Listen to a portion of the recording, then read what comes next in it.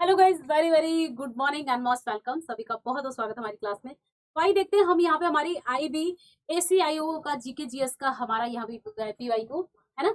तो चलिए कंटिन्यू करते हैं, हम शुरू करते हैं। हम यहाँ पे क्वेश्चंस लेंगे हमारे, ठीक है। ओके, कंटिन्यू करेंगे हम बिना देरी किए हुए। उससे पहले मैं आपको बता दूं हम क्या क्या पढ़ेंगे इस क्लास में। जैसे हमारे सब्जेक्ट जो यहाँ पे हम डिस्कस करेंगे, हमारे ऑल सब्जेक्ट रहेंगे जीएस के, history, polity, geography, current affair, economics, science, strategy के एमसीक्यूज रहेंगे एक्सप्लेनेशन के साथ, एंड लास्ट में एक सरप्राइजिंग क्वेश्चन रहेगा, तो आप उसका आंसर जरूर करें। कहाँ? आपके कमेंट बॉक्स में, है ना। चले तो कंटिन्यू करते हैं हमारी क्लास को बिना देरी किए हुए। ओके, आइए स्टार्ट करते हैं। फर्स्ट क्वेश्चन है, कौन हिंदुस्तान सोशलिस्ट रिपब्लिकन एसोसिएशन के नेता थे? चलिए तो आंसर करेंगे। ये कह रहा है हिंदुस्तान सोशलिस्ट रिपब्लिकन एसोसिएशन, इसके नेता या इसके लीडर कौन थे, ये क्वेश्चन है। चलिए आंसर करो, कौन थे इसके नेता या लीडर? ठीक है, ओके। HSRA, देखो यहाँ पे ध्यान देना है, HRA यानी हमारा हिंदुस्तान रिपब्लिकन एसोसिएशन, ठीक है। हिंदुस्तान रिपब्लिकन एसोसिएशन HRA, ये स्टैब्लिश होता है कब? 1924 में, ठीक है। 1924 में इसकी स्थापना की जाती है। कहाँ की जाती है बच्चे इसकी स्थापना? ये की जाती है कानपुर में। कहाँ की जाती है? कानपुर में, ठीक है। ओके, अब आते हैं HSRA, यानी सिर्फ HRA के बीच में S लगा दिया, यानी सोशलिस्ट वर्ड जोड़ दिया। तो HSRA कब स्टैब्लिश होता है बच्चा? तो ये स्टैब्लिश होता है 1929 में। कहाँ? दिल्ली में, ठीक है। इसकी स्थापना होती है दिल्ली में। कौन जुड़े होते हैं इससे? तो कौन करते हैं? भगत सिंह, ठीक है। भगत सिंह के द्वारा इसकी स्थापना दिल्ली में की जाती है, ठीक है। और इसकी की जाती है सचिंद्र सान्याल के द्वारा, ठीक है। सचिंद्र नाथ सान्याल, ठीक है। ओके, ये पॉइंट हम पहले याद रखेंगे, HRA और HSRA, ठीक है। पूछ लेगा किसने स्टैब्लिश किया। अब कह रहा है तो नेता थे, इसमें कौन नेता थे, ठीक है। अब देखो यहाँ ये भगत सिंह और सुभाष चंद्र बोस दे रखा है यहाँ पे। भगत सिंह ने इसकी स्थापना की थी, तो नेता थे। आंसर करो। तो बच्चा यहाँ पे देखो, भगत सिंह थे, ओके, जतिन दास थे और अजय घोष थे। तो ऑप्शन हमारा बी हो जाएगा, तीनों इसके नेता थे। सुभाष चंद्र बोस का इससे कोई मतलब नहीं। चले नेक्स्ट, कौन सा भारत के पूर्व तट पर स्थित सबसे गहरा अंतर्देशीय संरक्षित पत्तन है? चलो आंसर करेंगे यहाँ पे। ये कह रहा है deepest land and protected port, east coast of India. तो इनमें से कौन सा है? और भारत का जो ईस्टर्न कोस्ट है कौन सा बच्चा? ये है कोस्ट, है ना। यहाँ पे एक स्टेट है आंध्र प्रदेश। कौन सा है? आंध्रा। आंध्रा में पोर्ट है कौन सा? विशाखापट्टनम, ठीक है। यही है सबसे सिक्योर पोर्ट। एक डॉल्फिन नोज नाम की एक हिल है, एक पहाड़ी है, उससे कवर हो रखा है। तो समुद्र से जो भी साइक्लोन, जो भी तूफान, लहरें आती है, वो डॉल्फिन नोज नाम की जो पहाड़ी है वो इसको सिक्योर करती है। यही सबसे सिक्योर पोर्ट है।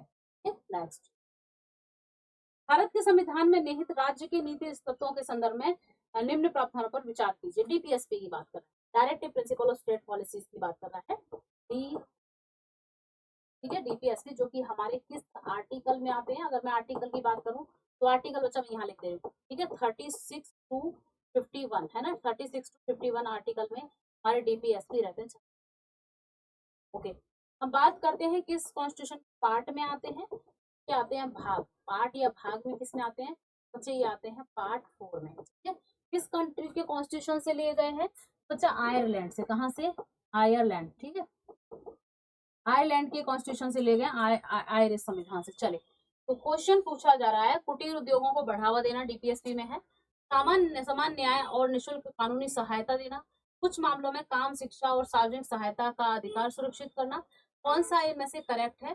चलिए तो बच्चे आंसर जल्दी से आंसर करो, कौन सा सही है? हमारा DPSP इसके बारे में कहते हैं। ये हमारे ऑप्शन क्या हो जाएगा बच्चे यहाँ पे? चलो क्या हो जाएगा? डी, ठीक है। चले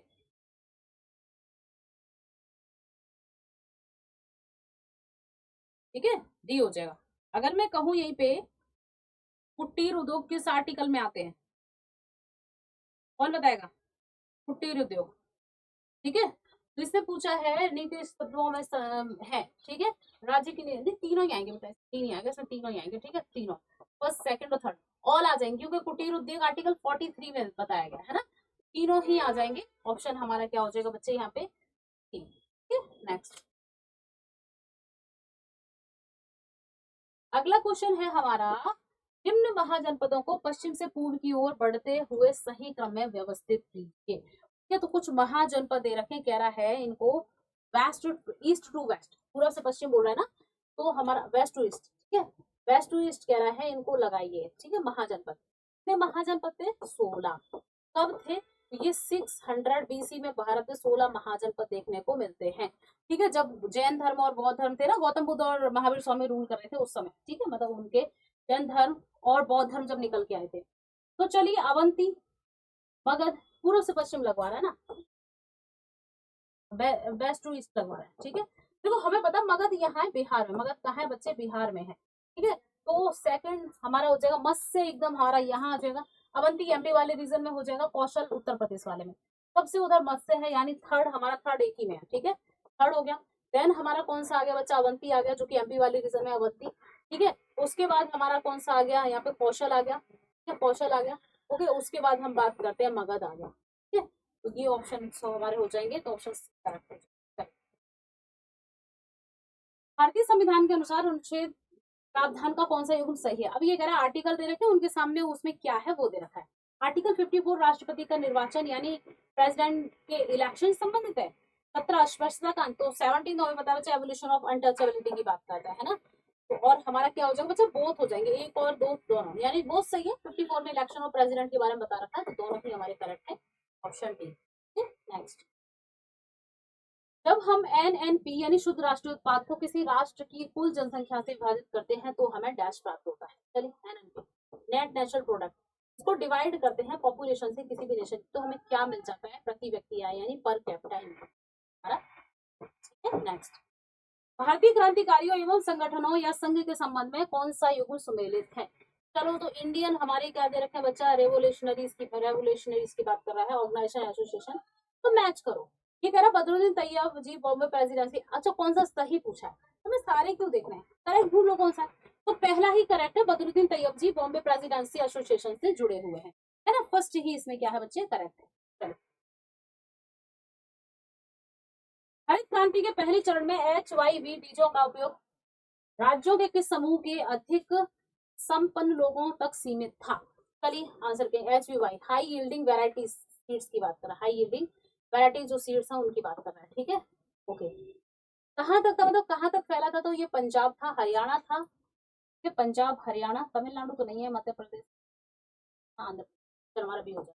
वैसे ग्रीन रेवोल्यूशन जो लाई गई थी ना, फर्स्ट फेज की बात कर रहा है, पहला चरण कहाँ तक था? सबसे ज्यादा इफेक्ट इसका देखा गया था बच्चे पंजाब में, है ना, पंजाब में। सेकंड में हम बात करते हैं, है ना, फर्स्ट फेज में पंजाब था, फिर हमारा उत्तर प्रदेश था, वेस्टर्न यूपी। ठीक है, वेस्टर्न यूपी था, आंध्रा भी था, हरियाणा भी था, हरियाणा, राजस्थान, है ना, इन जगहों पे इसको लाया गया था। वैसे पंजाब में सबसे ज्यादा इफेक्ट देखा गया। फर्स्ट फेज में जिस क्रॉप पर, जिस फसल पर हमने जोर दिया था वो कौन सी थी बच्चा? वो थी गेहूं, वीट, है ना, गेहूं पे फसल दिया था। जैसे ही सेकंड फेज आता है तो हम राइस को लाते हैं, सेकंड फेज इसको लाते हैं बच्चा, राइस को, है ना, पैडी कल्टीवेशन। याद रखना, ग्रीन रेवोल्यूशन कब? 1967 टू 68 स्टार्ट हुई थी ग्रीन रेवोल्यूशन। भारत में इसका क्रेडिट देते हैं MS स्वामीनाथन को, है ना, भारतीय हरित क्रांति के जनक या फादर कहते हैं। ओके, नेक्स्ट, तो ऑप्शन हमारा क्या हो जाएगा? इसका आंसर हो जाएगा हमारा सी। नेक्स्ट क्वेश्चन पे आते हैं, किस मामले ने इस सिद्धांत को स्थापित किया कि भारतीय संविधान के अनुच्छेद 21 के तहत जीवन और व्यक्तिगत स्वतंत्रता के अधिकार को दिया गया है? ठीक है, चलो, नजरबंद अधिकार में नजरबंदी के दौरान कानूनी सहायता और परामर्श का अधिकार शामिल, ताकि कह रहा है आर्टिकल 21 क्या दिया गया है, किस मामले में? चलो, कौन सा मामला है? हुसैन आरा खातून बनाम बिहार राज्य। ठीक है, ऑप्शन हमारा क्या हो जाएगा बच्चे? ठीक है, एवोनी वृक्ष डैश वनों में मिलते हैं, तो एवोनी जो हमारे ट्रीज हैं बच्चे, किस टाइप के फॉरेस्ट में देखने को मिलेंगे? किस टाइप के फॉरेस्ट में मिलेंगे? ये मिलेंगे उष्णकटिबंधीय सदाबहार यानी ट्रॉपिकल एवरग्रीन फॉरेस्ट। इस पंचवर्षीय योजना का उद्देश्य खाद्यान्न उत्पादन में तेजी लाना, रोजगार के अवसरों में वृद्धि करना और खाद्य कार्य और उत्पादकता पर ध्यान केंद्रित करने हेतु उत्पादकता बढ़ा। चलो, गुड मॉर्निंग बेटा, good morning, good morning. Session को लाइक शेयर सब्सक्राइब करते जाओ, like share and subscribe, very good morning. चलिए, कौन सी है ये हमारी, कौन सा 5 ईयर प्लान है, चलिए आंसर करेंगे। ये बच्चे 7th 5 ईयर प्लान, 7वीं पंचवर्षीय योजना। फ्रांसीसियों द्वारा मद्रास अंग्रेजों को वापस लौटाया गया था। तो जब फ्रेंच ने जब मद्रास रिटर्न किया था इसको अंग्रेजों को, तो किस ट्रिटी से, तो बच्चा ये थी एक्स्ट्रा शार्पिन ट्रिटी, जो कि 1748 में होती है, याद रखिए। तो यहाँ कुछ ट्रिटी दे रखी है, इनकी ईयर याद रख लो। ट्रिटी ऑफ पांडिचेरी कब होती है, 1754 में। ट्रिटी ऑफ सालबाई 1782 में। ट्रिटी ऑफ मंगलुरु 1784 में, ठीक है, ये भी इनकी ईयर भी याद रख लो। वह तुलु वंश के थे। वह विजयनगर साम्राज्य के सबसे शक्तिशाली राजा थे। उन्होंने उड़ीसा को जीता और विभिन्न प्रदेशों में अपने साम्राज्य का विस्तार किया। उन्होंने यवनर्जन, अपनाचार्य, आंध्र भोज, अभिनव भोज, आंध्र पितामह जैसे कुछ टाइटल भी लिए। इसके बारे में हम बात कर रहे हैं, ऐसे टाइटल थे, ठीक है। उड़ीसा को भी जीत लिया इन्होंने, किसको जीता, उड़ीसा को जीता। ठीक है, सबसे शक्तिशाली विजयनगर के रूलर थे, लोग डायनेस्टी से थे।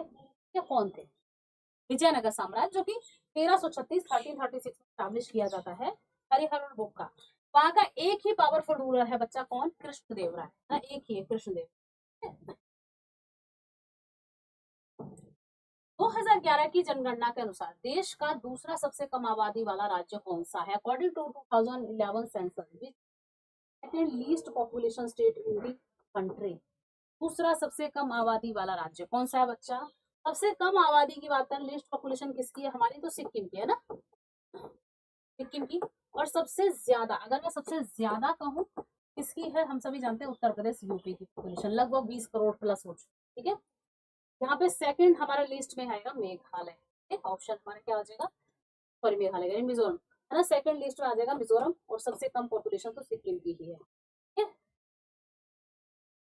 किसे राजकोषीय घाटे को घटाकर निवल ब्याज देनदारियों के रूप में सही ढंग से परिभाषित किया गया है, चलिए